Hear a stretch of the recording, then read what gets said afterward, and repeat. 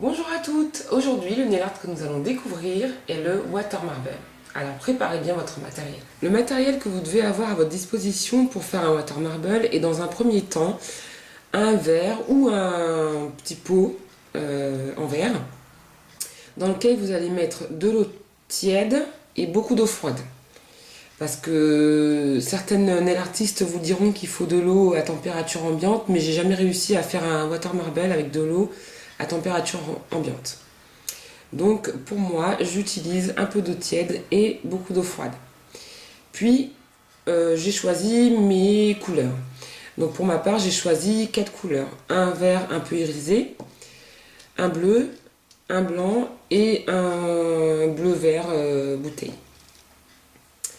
Puis il vous faudra un dotting tool ou un petit cure-dent pour avoir une pointe suffisamment aiguisée pour le dessin dans l'eau.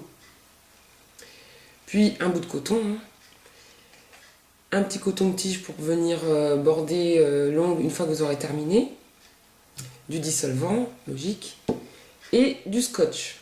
Du scotch, pourquoi? Parce que le scotch va vous permettre d'aller protéger le contour de l'ongle. Donc je commence par mettre mon scotch. Donc j'ai mis ma bande de scotch ici, puis une deuxième bande de scotch. Comme elle était suffisamment longue, j'ai fait le tour du doigt. Puis on applique une base. Moi j'ai mis une base blanche, mais vous pouvez très bien mettre votre base en bleu ou en vert bouteille ou la couleur que vous aurez choisie, si c'est du rose, du rouge, peu importe. Il faut toujours une base avant d'appliquer un water marble sur les ongles. Donc ma base est blanche. Elle aurait pu être transparente d'ailleurs, mais elle est blanche. Donc je vais commencer par mettre mes petites gouttes dans l'eau et maintenant suivez bien le processus.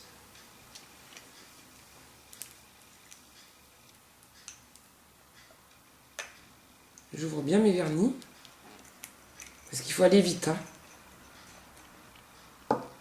Si vous pensez à ouvrir vos vernis une fois que vous avez mis votre première goutte, c'est foutu, il faut recommencer. Donc on secoue bien ces vernis, histoire qu'ils soient bien liquides, que ce soit pas de la pâte, sinon ça va pas couler. Donc moi j'ai envie de commencer par ma petite boule blanche, mais je pourrais très bien commencer par une autre couleur.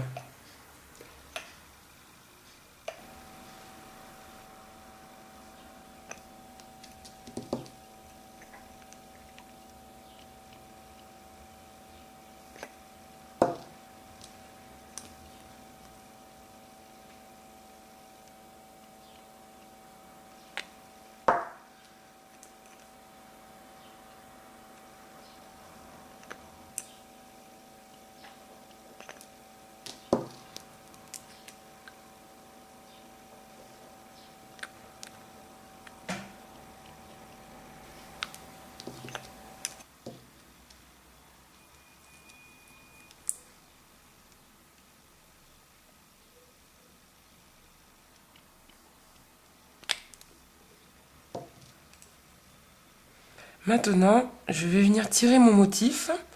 Donc c'est au feeling les filles, il n'y a pas de motif spécifique ou quoi, parce que comme vous pouvez le voir sur mes doigts, c'est un peu au feeling, comme on dit. Donc je vais venir tirer le milieu, et je vais pas jusqu'au bout. Parce que là, comme vous pouvez le voir pour celles qui sont très très observatrices, là j'arrive au bout et où c'est sec.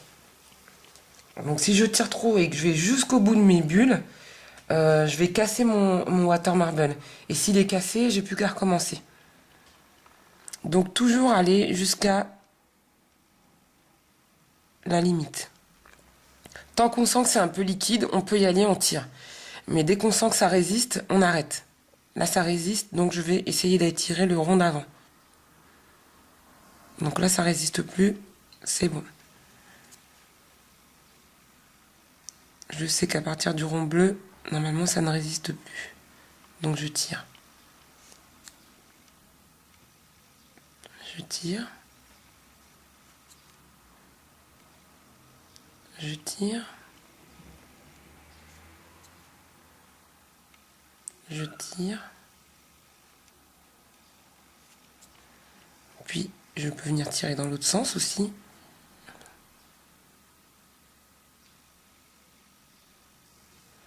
Donc si je sens que ça résiste, plutôt que de tirer d'un coup sec, je vais venir tourner mon cure-dent ou mon dotting tool sur lui-même.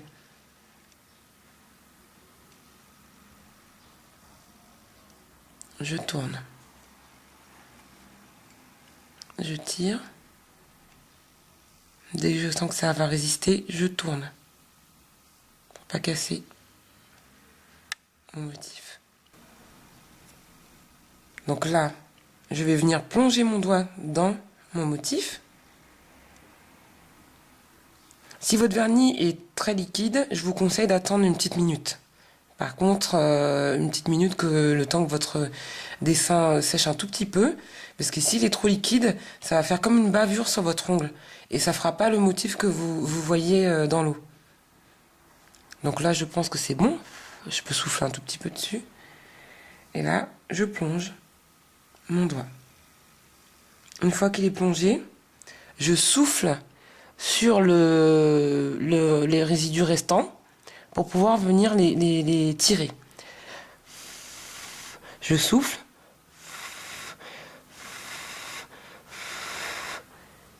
Je tire. Voilà. Je n'enlève pas mon doigt tout de suite parce que j'ai pas tiré partout. Après, je viens récupérer le reste. Toujours avec mon dotting tool ou un cure-dent pour celles qui n'ont pas de dotting tool à la maison.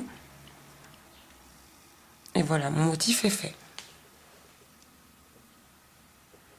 Donc, je patiente un petit instant et je vais venir enlever mes bouts de scotch pour que vous voyez bien le résultat. On y va doucement à l'enlèvement du scotch. On s'énerve pas, hein, on a le temps.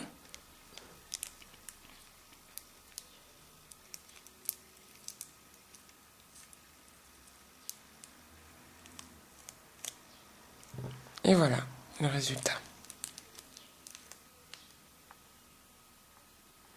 Maintenant, je vais prendre un peu de dissolvant, passer sur le côté pour enlever le résidu restant.